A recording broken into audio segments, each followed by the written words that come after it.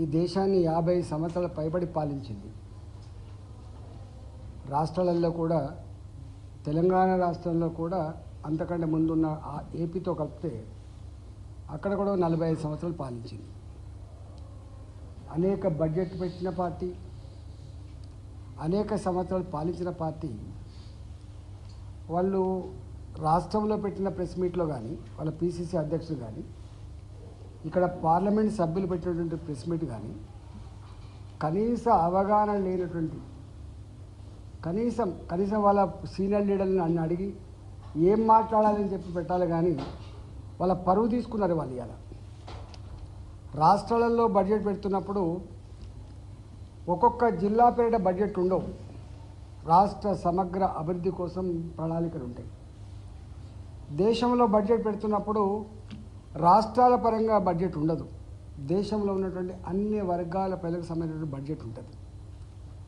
కానీ వాళ్ళు మాట్లాడింది తెలంగాణకు మొండి చెయ్యి, గాడిదగుడ్డు అనే పిచ్చి మాటలు ఏవైతున్నాయో మీ వెకిలితనం ఏందో ఇవాళ బయటపడ్డది. దీంట్లో ఈ బడ్జెట్ మొదటి నుంచి మొదలుపెట్టి చివరి అక్షరం వరకు కూడా ఈ దేశంలో ఉన్న మానవ శక్తిని ఎట్లా అనుసంధానం చేయాలి, ఎట్లా దేశ అభివృద్ధిలో దీన్ని వాడాలి, దీన్ని ఎట్లా క్వాలిటేటివ్గా మార్చాలి, వీళ్ళకు ఆర్థిక పరిపుష్టి ఎట్లా కలిగించాలి, ప్రపంచంతో ఎట్లా పోటీ పడాలి, ప్రపంచంలో ఉన్నటువంటి నిరుద్యోగ సమస్యల మనల్ని వేధిస్తూ ఉంది. కాబట్టి ఇవాళ మన పౌరుడు అమెరికాకు పోయే పరిస్థితి లేదు, మన పౌరుడు యూరోప్ పోయే పరిస్థితి లేదు, మన పౌరుడు వేరే దేశాలకు పోయే పరిస్థితి లేదు. కాబట్టి మన యువశక్తిని, చదువుకున్న పిల్లల్ని వాళ్ళ కాళ్ళ మీద వాళ్ళు బతకడానికి కావాల్సిన శక్తిని, ధైర్యాన్ని, ఆర్థిక పరిపుష్టిని అందించాలనే సంకల్పం ఈ బడ్జెట్లో స్పష్టంగా కనబడతా ఉంది. పోయినసారి బడ్జెట్లో కూడా స్పష్టంగా ఒక మార్గాన్ని ఇచ్చింది. 4 లక్షల కోట్ల రూపాయలని రాబోయే కాలంలో ఈ అన్ఎంప్లాయ్మెంట్ సమస్యకు ఒక పరిష్కారం చూపేటువంటి దిశను నిర్దేశించింది ఆ బడ్జెట్. ఇవాళ మళ్ళీ సేమ్ అది దాన్ని ఇక్కడ రిఫ్లెక్ట్ చేశాం. ప్రధానంగా ఇంతకుముందు మా విశ్వేశ్వర గారు చెప్పినట్టుగా యువశక్తికి ఇక్కడ ఉన్నటువంటి 6 కోట్ల మైనర్ అదేవిధంగా మీడియం ఇండస్ట్రీస్ ఏవైతే ఉన్నాయో 6 కోట్ల ఇండస్ట్రీస్లో ఎంప్లాయ్మెంట్ జనరేషనే ఎజెండాగా వాళ్లకు సెక్యూరిటీస్ లేకుండా లోన్లు ఇచ్చే దానికోసం కానీ, ఉన్న ఇండస్ట్రీస్ సిక్ ఇండస్ట్రీస్ అయితే వాళ్లకు అదనంగా ఆర్థిక పరిపుష్టి అందించడం కోసం కానీ ఇవాళ వాళ్ళకి అనేక రకాల ఇన్సెంటివ్స్ ఇచ్చి ఆ ఇండస్ట్రీస్ని బతికించుకోవాలి అనేటువంటి సంకల్పం ఇలా కనపడతా ఉంది. దానికోసం ఇవాళ ఎన్నెన్ని రకాల పెట్టిండ్రో అవన్నీ ఈ బడ్జెట్లో ఉన్నాయి. నిజంగా ఇది ఈ దేశంలో ఉన్నటువంటి యువకులకు, నిరుద్యోగ యువతకి ఇది ఒక వరంగా ఉంటుందని చెప్పి నేను భావిస్తా ఉన్నాను. రెండవది, ఇంతకుముందు మా విశ్వేశ్వర చెప్పినట్టుగా వ్యవసాయం ఇవాళ ఇప్పటికి కూడా ఇంత అర్బనైజేషన్ అయినప్పటికి కూడా కోట్లాది మంది ప్రజానీకానికి అక్కడ చేర్చుకొని అన్నం పెట్టగలిగే తల్లి భూతల్లి మాత్రమే అని చెప్పి కేంద్ర ప్రభుత్వం కూడా నమ్మింది. కాబట్టి మొట్టమొదటిసారిగా కిసాన్ సమ్మాన్ యోజనని అమలు చేసింది. దేశంలో అంతకుముందు ఇన్ని ప్రభుత్వాలు ఉన్నప్పటికీ కూడా ఇవాళ మేము గ్రాస్ రూట్ లెవెల్లో ఉన్న వాళ్ళము, పేదల కోసం ఉన్న వాళ్ళం అని చెప్పినటువంటి కాంగ్రెస్ పార్టీ చేయని పని కిసాన్ సమ్మాన్ యోజన కింద ఇవాళ రైతాంగానికి ఎట్లా సపోర్ట్ చేసినామో, పెట్టుబడి సపోర్ట్ చేసినామో చూసింది. 25 ఏళ్ళుగా మేము కాంగ్రెస్ పార్టీ అధికారంలో ఉన్నాడు ఎరువుల కోసం లైన్లు కట్టిన పరిస్థితి చూసినాం, విత్తనాల కోసం లైన్లు కట్టిన పరిస్థితి చూసినాం, నకిలీ విత్తనాల గురించి మాట్లాడుకునే చరిత్ర చూసినాం. కానీ భారతీయ జనతా పార్టీ నరేంద్ర మోడీ గారు వచ్చిన తర్వాత ఎక్కడ కూడా నకిలీ విత్తనాల బెడద లేకుండా, ఎరువుల కొరత లేకుండా ఇవాళ మూతపడ్డ మా రామగుండం ఎరువుల కర్మాగారం 25 ఏళ్ల క్రితం మూతపడితే దానికోసం అనేక ఆందోళన చేస్తే పట్టించుకొని కాంగ్రెస్ పార్టీ మోడీ గారు వచ్చిన తర్వాత 6,300 కోట్ల రూపాయలతో మళ్ళీ ఎరువుల కర్మాగారాన్ని తెరిపించి తెలంగాణతో పాటు చుట్టుపక్కల రాష్ట్రాలకు ఎరువుల కొరత లేకుండా చేసే ప్రభుత్వం మా ప్రభుత్వం.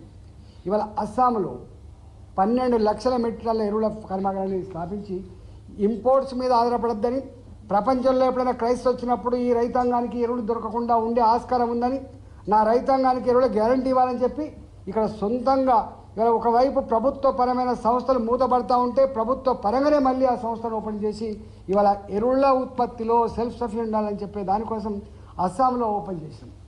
Today is the era of genome అని చెప్తున్నాము. ఇవాళ ఈ జీనోమ్ యుగములో రైతాంగానికి గొప్ప వంగడాలు అందించాలి, శాస్త్ర విజ్ఞానానికి రీసెర్చ్ కోసం ఎక్కువ ఫండ్స్ ఇవ్వాలి, రైతాంగాన్ని ఆదుకోవాలని చెప్పి ఇవాళ దానికోసం కూడా మొట్టమొదటిసారిగా ఆలోచన చేసింది ప్రభుత్వం. రెండవది ఇదే వ్యవసాయంలో ప్రొడక్టివిటీ. దేశవ్యాప్తంగా కొన్ని దగ్గర మంచి ప్రొడక్టివిటీ ఉంటుంది, కొన్ని జాగాలు అసలు ప్రొడక్టివిటీ ఉండదు. కొన్ని జాగాలు ఎకరానికి 50 బస్తాలు పండితే కొన్ని జాగాలు ఇప్పటికి 15 బస్తాలే పండుతుంది.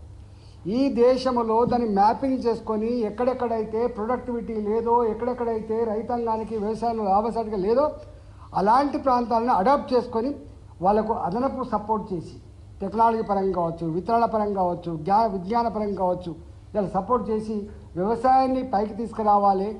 ఏ భూమిని నమ్ముకున్న రైతాంగానికి ఉపాధి కల్పించడం గొప్ప సంకల్పం ఇందులో ఉంది.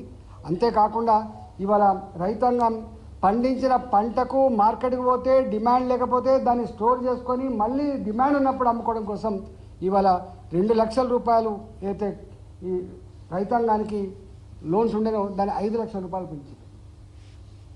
5 లక్షల రూపాయలు పెంచారు. 2 లక్షల రూపాయలు ఉండే వాళ్ళకి వితౌట్ సెక్యూరిటీ వాళ్ళు పంటను కనుక గోడలో పెట్టుకుంటే దాన్ని 5 లక్షల రూపాయలు పెంచారు.